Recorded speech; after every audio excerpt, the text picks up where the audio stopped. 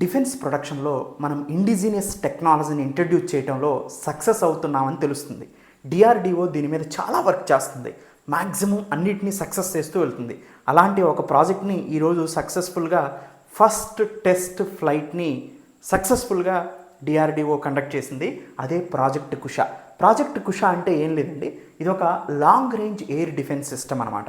ప్రస్తుతం మనం operation సింధూర్లో use చేసిన సుదర్శన చక్ర అనే పేరుతో పిలువబడే రష్యా నుంచి ఇంపోర్ట్ చేసుకున్నటువంటి S-400 anti missile defence సిస్టాన్ని ఉపయోగిస్తున్నాం.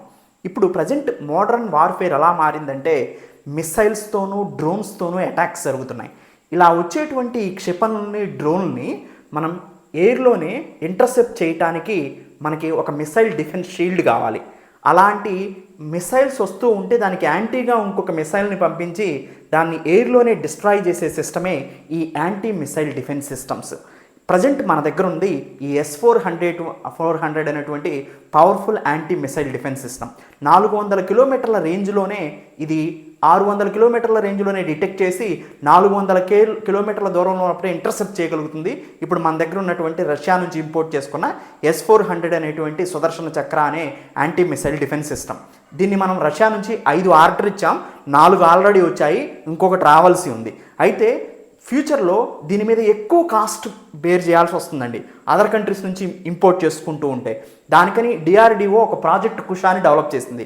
S-400 సిస్టాన్ని ఫ్యూచర్లో రీప్లేస్ చేయడానికి అవకాశం ఉన్నటువంటి దారులను వెతకగా మనకు ప్రాజెక్ట్ కుషా కనిపించింది.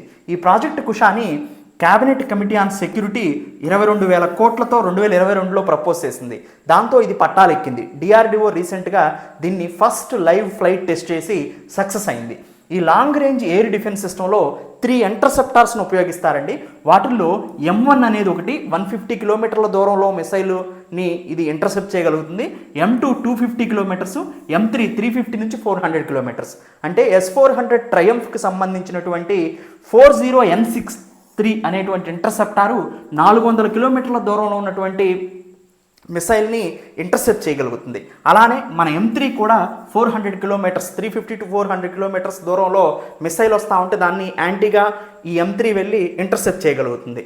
సో అంటే లాంగ్ రేంజ్ ఎయిర్ డిఫెన్స్ సిస్టాన్ని ఈ ప్రాజెక్ట్ కుషా మనకు అందిస్తుంది అనమాట. ఇది మ్యాక్ 5.5+ స్పీడ్తో వెళ్ళగలుగుతుంది. కానీ S-400 సిస్టమ్ యొక్క స్పీడ్ చాలా ఎక్కువ అండి, మ్యాక్ 14 స్పీడ్తో వెళ్ళగలుగుతుంది. ఇదొకటి ఇంప్రూవ్ చేసుకోవాల్సిన అవసరం ఉందన్నమాట. మొత్తానికి IAF యొక్క integrated air command control system IACCSతో దీన్ని ఇంటిగ్రేట్ చేస్తారు. 2035 వరకు దీనికి టెస్ట్ ఫ్లైట్స్ జరుగుతూ ఉంటాయి. 2035లోనే దీన్ని ఇంటిగ్రేట్ చేయడం జరుగుతుంది మన ఎయిర్ ఫోర్స్లో ఆర్మీలో ఎనీ సిస్టంలో. మొత్తానికి ఈ ప్రాజెక్ట్ కుషా అనేది ఇండియా యొక్క long range air defence system.